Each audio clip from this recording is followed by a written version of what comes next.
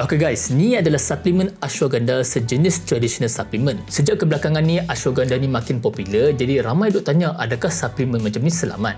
Masalah utama dengan suplemen sekarang ni adalah nombor satu, tak ada kelulusan KKM, dan nombor dua adalah mislabeling. Mislabeling maksudnya dia tulis ada 300mg tetapi kandungan sebenar mungkin jauh lebih rendah ataupun tak sama macam diiklankan. Tapi kalau kita boleh dapat the true original form of ashwagandha, sebenarnya ada banyak sangat manfaat, especially untuk orang yang aktif bersukan dan suka gym. Mengikut beberapa kajian, individu yang workout dan mengambil ashwagandha sekitar 300mg sehari menunjukkan peningkatan dari sudut strength, muscle size dan juga endurance. Bukan itu je, ashwagandha juga dikaji boleh bantu support muscle recovery selepas workout. Selain performance fizikal, ashwagandha juga popular untuk orang yang nak support fokus, mental clarity dan juga balancekan stres melalui pengawalan kortisol. Kalau anda nak cuba ashwagandha, saya nasihatkan anda pilih yang pure dan jelas sumber ingredient dia. Contohnya macam ashwagandha daripada Astra Herbs ni, dia ada lab test, dia ada nombor MAL dan diluluskan oleh KKM. Apa yang membezakan dia dengan produk lain adalah dia menggunakan root extract ataupun ekstrak akar ashwagandha 10:1 dan bukan ekstrak daun. Root extract ni biasanya dia lebih concentrated. Personally, daripada pengalaman saya untuk menggunakan ashwagandha ni, memang saya rasa tenaga lebih konsisten masa workout dan masa tak terlalu sakit selepas heavy workout. Kalau hampa ni jenis aktif bersukan, suka workout dan nak cari something untuk improve recovery dan performance,